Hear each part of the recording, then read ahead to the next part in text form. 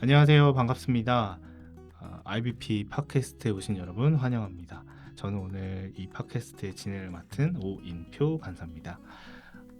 이 팟캐스트는 여러분들이 책에 조금 더 쉽게 다가가기 위해서 저희가 책을 설명해드리고 소개해드리는 시간으로 꾸며봤습니다. 먼저 첫 번째 여러분들에게 소개해드릴 책은 지금 최근 출간된 크리스토퍼 와킨의 성경적 비판 이론을 오늘 다루려고 합니다.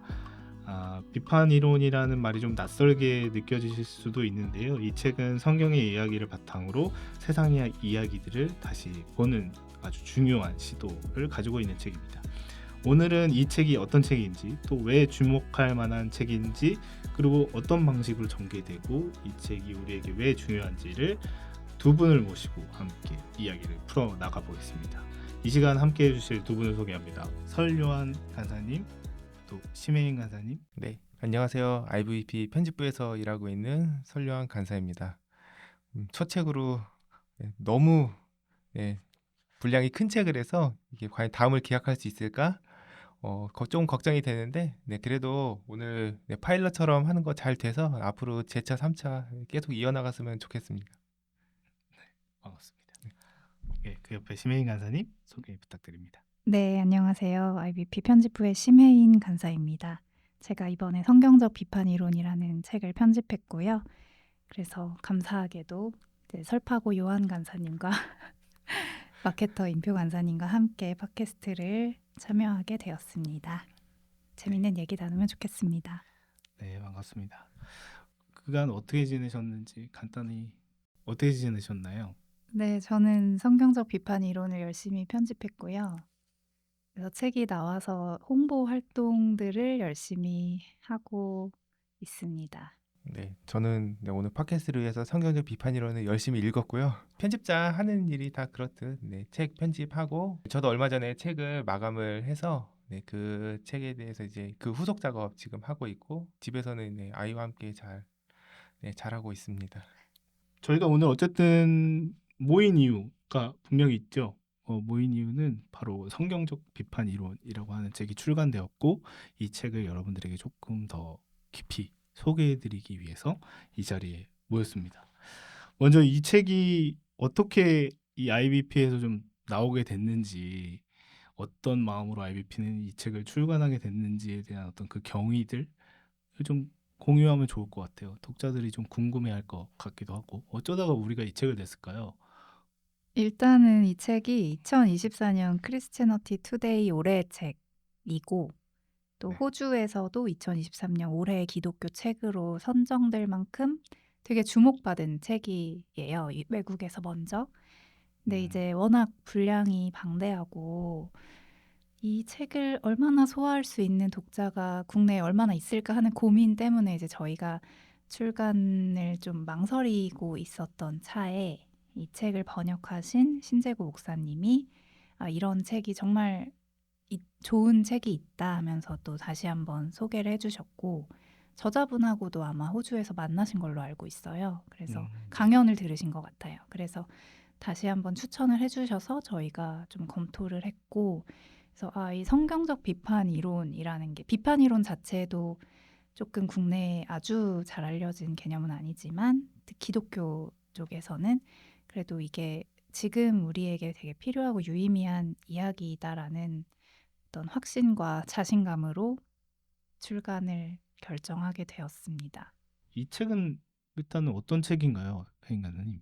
일단은 비판 이론이라는 게 이제 세상을 어떻게 바라보느냐 하는 관점을 좀 그러니까 우리가 겉으로 보이는 것보다 사실은 그 안에 더 깊은 의도들 여러 가지 복잡한 것들이 있는데 그거를 좀 폭로하고 잘못된 것들을 좀 드러내는 게 비판 이론이라면 이제 이 책은 그 세상을 어떤 설명하는 비판 이론들, 수많은 비판 이론들보다 더 근본적인 비판 이론이 성경 안에 있다라는 주장을 하는 책이고요. 그래서 성경의 창세기부터 요한계시록까지의 내러티브를 쭉 설명해 가면서 성경이 이 세상을 어떻게 해석하느냐, 성경을 통해서 우리가 이 세상을 어떻게 사회나 문화의 어떤 이론들이나 현상들을 어떻게 해석할 수 있느냐 이런 것들을 좀 28개의 장을 통해서 상세하게 네. 보여주는 책이라고 할 수 있겠습니다. 간단히 설명해 주셨는데 거기에 뭐 요한 선생님 좀 덧붙이실 설명이 좀 있을까요? 간단히? 그러니까 저자는 사실 겸손한데 그 자신감 있는 신학적인 책이다. 네, 저는 이제 한마디로 얘기하면은 그렇게 얘기를 하고 싶어요. 이건 이제 저자가 구사하는 방법론 때문인데 그거는 이제 오늘 좀 이따 또 네, 차차 얘기를 해 뭐 나가겠죠. 건방지다는 뜻인가요? 아닙니다. 아니에요. 네, 아닙니다. 그건 아닌데 저는 이런 시도가 늘 필요하다고 생각을 하고 있었어 가지고 약간 도발적이다 이런 느낌인가요? 그럴 수 있습니다. 어, 네, 그럴 수 있어요. 그렇게 해석될 수도 있겠다. 네네. 이제 뭐 이 책을 누가 썼는지 사실 많은 분들이 궁금해하실 것 같아요.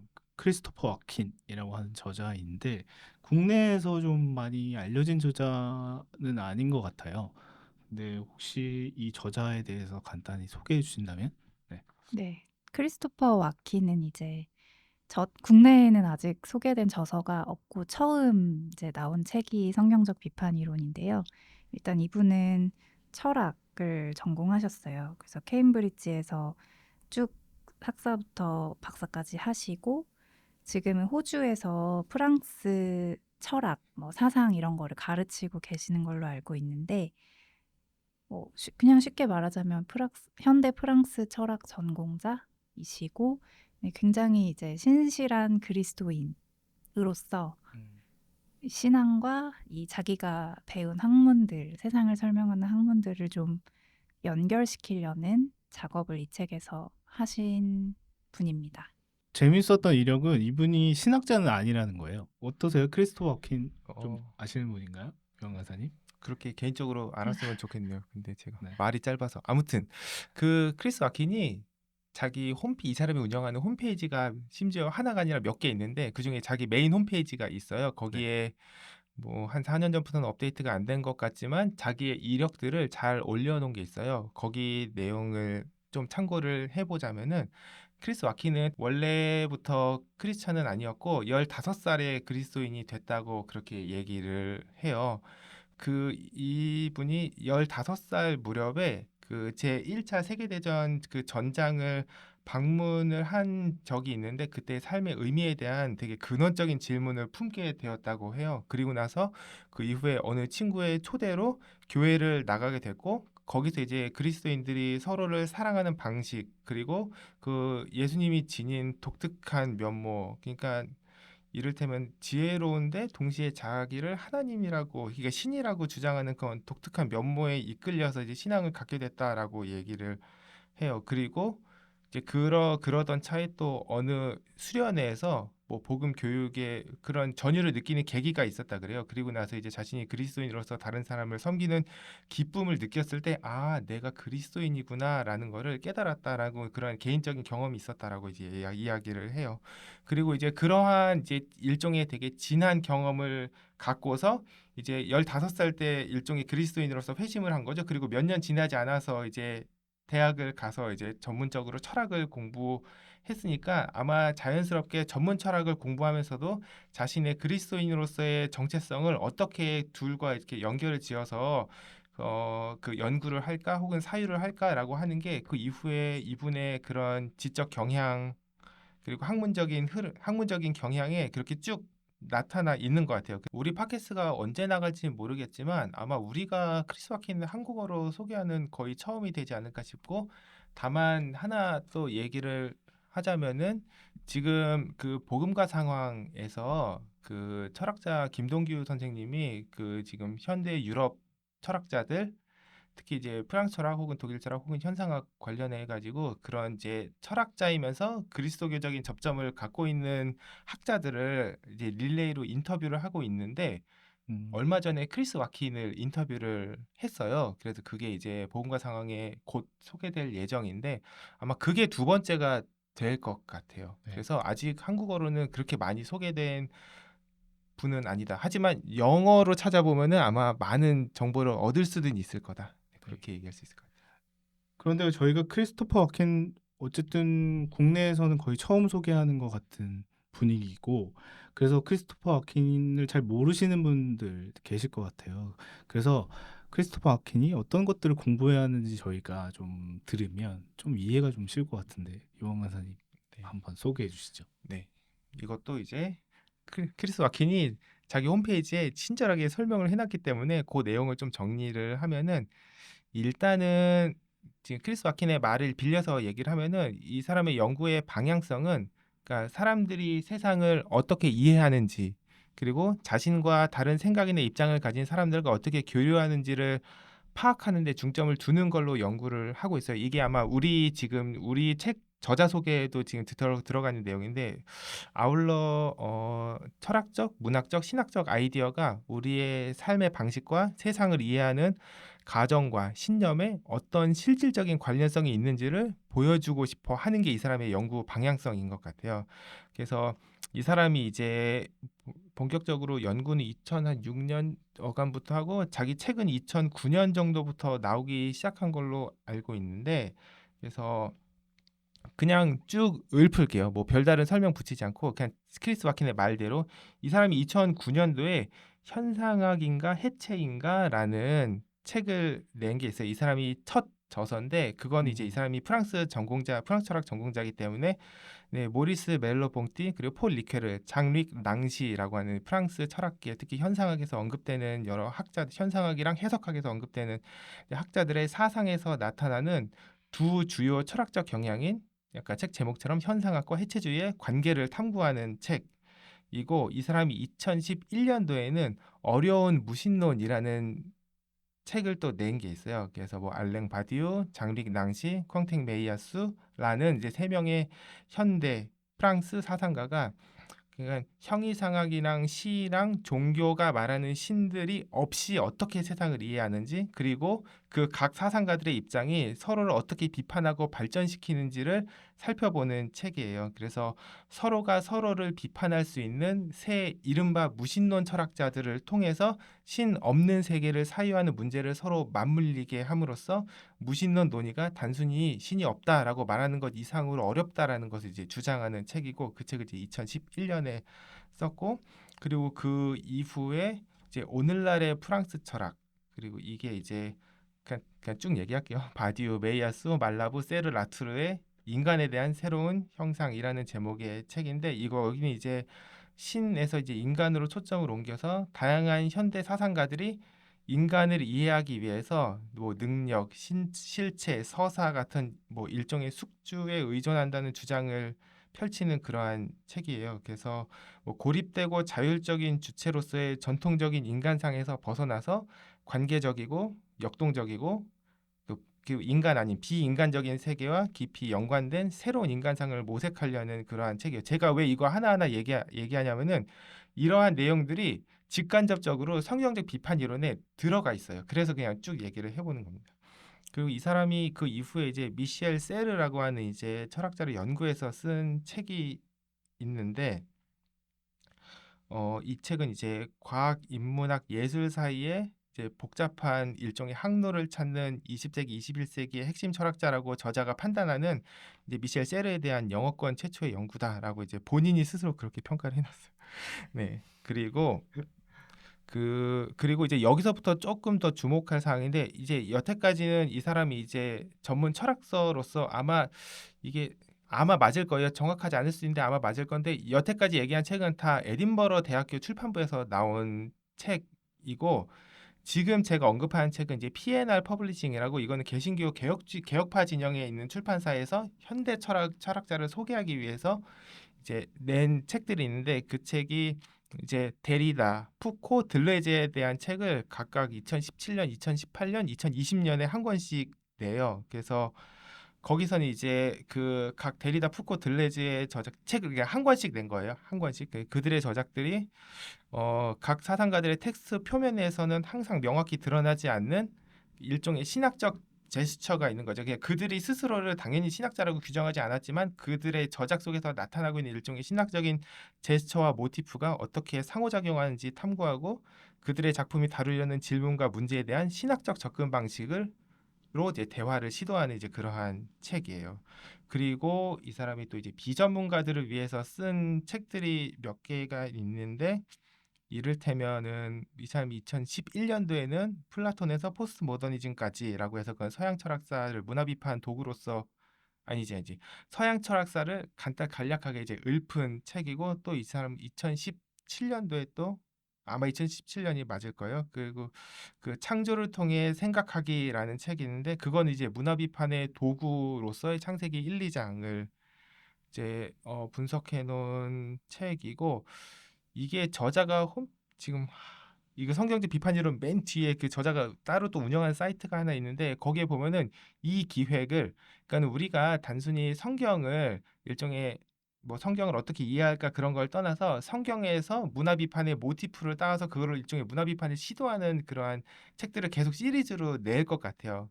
그래서 이제 그러한 책들도 집필을 이제 하고 있어요. 그리고 책이 또 하나 나온 게 있는데 그건 지금 생각이 안 나서 네, 죄송하고, 어쨌든 그렇게 이 사람은 한쪽으로는 전문 철학자로서의 자신의 프랑스 철학을 연구하는 책을 쓰고, 또 하나는 그러한 자신의 그런 연구물을 어떻게 신앙과 연결짓는지, 또 하나는 이거를 어떻게 비전문가들 혹은 혹은 그리스도인들과 어떻게 같이 대화를 하는 그런 일종의 툴로서 활용할 수 있을지에 대한 그런 여러 가지의 그러한 관점을 가지고, 아까 제가 얘기했다시피 이 사람이 상호작용에 관심이 많다고 했기 때문에 이제 그러한 관심사를 두고 연구를 하고 있고, 그거를 가지고서 이제 그리스도교적인 책을 쓴 것이 지금 우리가 다룰 성경적 비판 이론이다. 이게 이 사람의 하나의 이제 그 모이는 이제 일종의 뭐라고 표현해야 되지? 하나의 집약체로서 하나를 이제 정리하는 그러한 책이라고 할 수가 있을 것 같습니다. 음. 그, 네, 음. 크리스토퍼 워킨 소개드렸습니다. 본격적인 얘기에 들어가기 전에 몸을 풀어볼 겸 제가 두 분께 OX 퀴즈 한번 내면서 간단하게 몸을 풀어보죠. 제 책에 대한 간단한 얘기고요. 여러분들의 생각을 좀 들어보는 시간입니다. 먼저 첫 번째 문제. 성경적 비판 이론 처음 봤을 때 제목이 좀 부담스러웠다. OX. 저는 X. 저는 O입니다. 자, 요한 간사님은 부담스럽지 않았다. 네. 혜인 간사님은 부담스러웠다. 물론 이제 이 책의 제목을 주도적으로 정하신 건 이제 혜인 간사님이시죠. 근데 지금 말씀하시는 건 어쨌든 영어 원서 제목을 딱 봤을 때 비블리컬 크리티컬 티어리.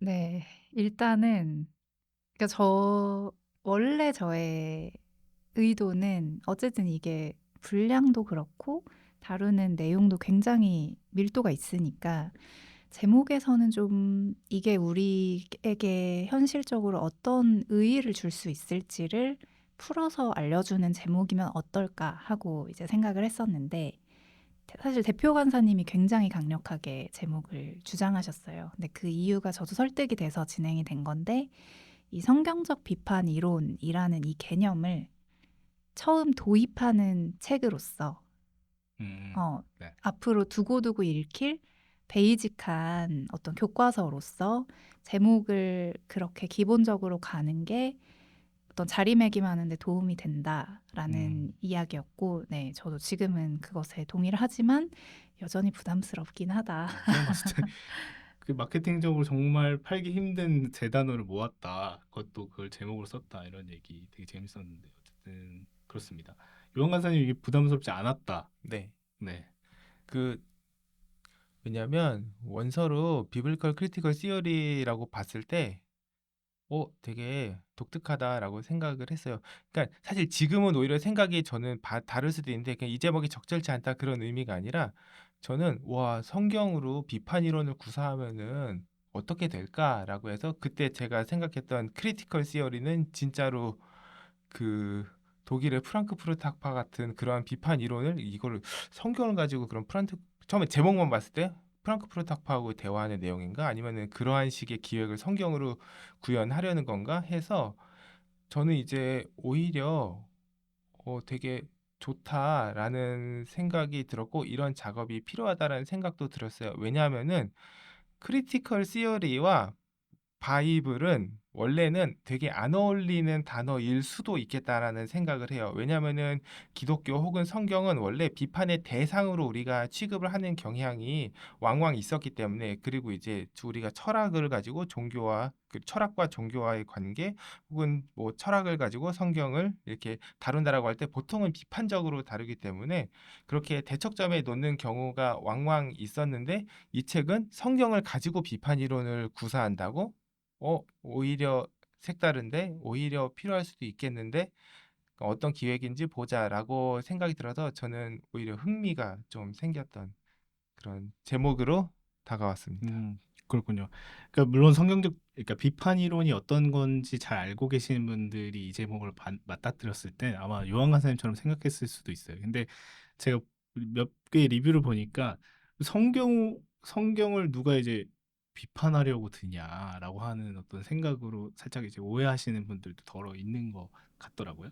근데 지금 혜인 강사님 말씀하신 것처럼 성경적 비판 이론이라고 하는 것이 고유명사로 우리나라에 뭐 이렇게 새롭게 좀 알려지게 되는 어떤 이론으로서의 역할을 한다면 이 성경적 비판 이론의 제목이 좀 흩뿌여지는 게 아니라 명확하게 그냥 이거야라고 좀 시작을 하는 게 좋겠다라고 하는 또 판단들이 있었던 것 같습니다.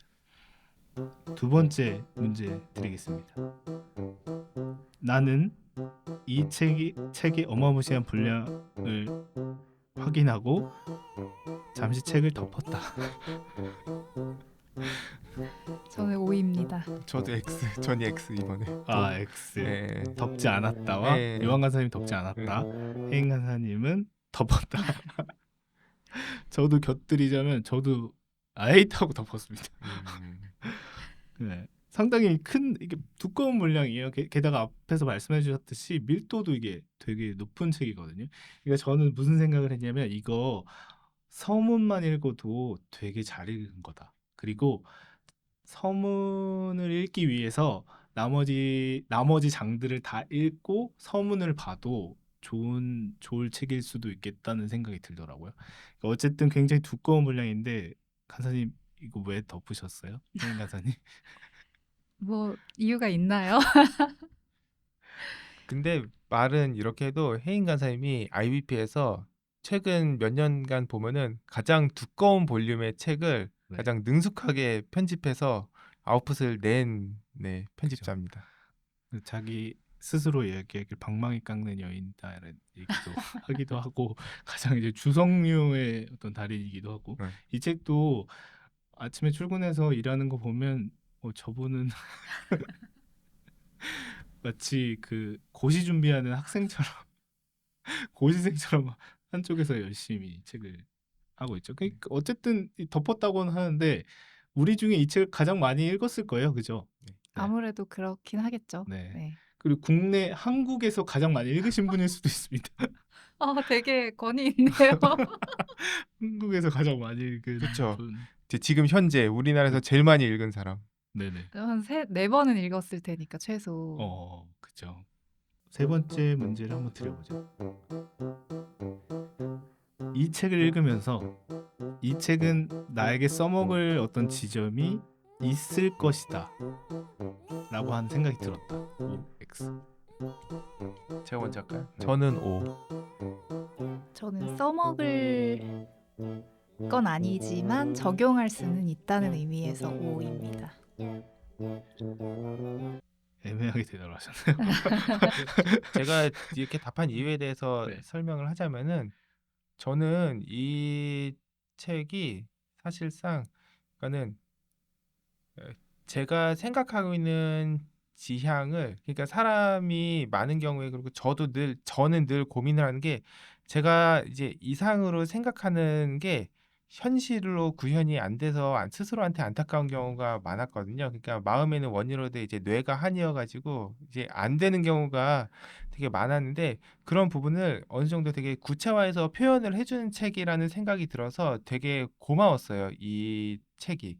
왜냐면 저도 관심을 가지고 있는 이 책이 지금 한국어판 기준으로 참고 문헌만 36페이지인데 그 중에는 제가 개인적으로 관심을 두고 있는 레퍼런스도 되게 많았거든요. 근데 이거를 어떻게 조합을 해서 어떻게 표현을 해야 될까에 대해서 저는 늘 이제 원래 기본적으로 읽기 분량 자체가 한계가 있기 때문에 늘 아쉬운 부분이 많았는데 이제 그러한 부분들을 어느 정도 이분은 다 이제 학습을 하고서 그거를 자신의 말로 이제 구현을 해 놓은 거니까는 저는 이제 제가 생각하고 있는 하나의 좋은 그러니까는 전형 혹은 이제 일종의 그 센파이로서 따라가면 좋겠 선배로서 좀 오타쿠의 네. 한계가 딱 훨씬 그 하늘 따라가면 되게 좋을 것 같다. 그러니까는 이 사람도 이제 개혁파 진영에 있는 신앙 색깔은 그럴 텐데 제가 개혁파 1.0이라면 이 사람은 개혁파 한 7.0 뭐 이 정도 되는 것 같다. 굉장히 높은 버전의 네. 개혁파 신앙인이다. 그래서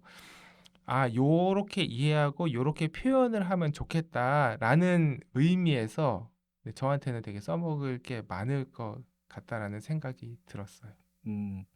혜인 간사님 어떠세요?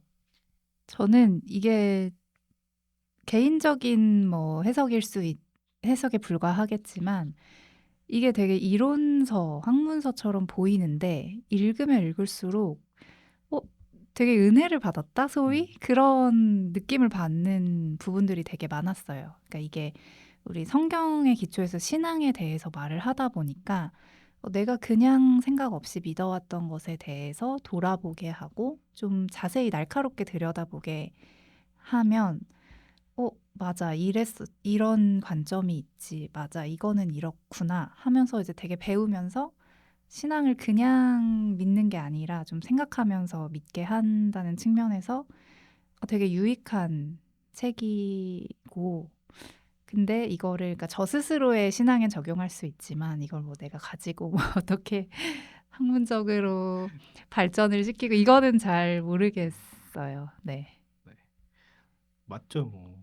그러니까 사실 저도 읽으면서 이게 생각보다 개인 은혜를 받게 되는 지점들이 좀 덜어 있는 것 같아요. 그러니까 그렇게 은혜를 받게 되는 그 지점에서 내가 여태까지 가지고 있었던 어떤 신앙의 문제가 한쪽에 치우치거나 아니면 그 반대쪽으로 치우친 그 사이에서 답을 찾지 못할 때, 이런 방식으로 성경의 답을 찾을 수 있구나라고 하는 해답을 좀 얻게 되는 것 같기도 하고, 근데 그 크리스토퍼 와킨이 내는 그 해답이 때로는 되게 은혜롭기도 해서, 이게 내 신앙의 어떤 새로운 언어들, 그래서 새롭게 내 안에 품어지게 되는 언어들을 만들어줄 수도 있는 책이구나, 이런 생각을 좀 하게 됐습니다. 이게 사실은 이 질문이 이건 설교 준비할 때 꼭 써먹어야겠다는 내용이 좀 포함된다 안 된다 이 문제였는데, 여러분 두 분이 이제 뭐 사역자가 아니시니까 제가 이제 좀 적용할 점이 있냐 없냐로 질문드리긴 한 건데,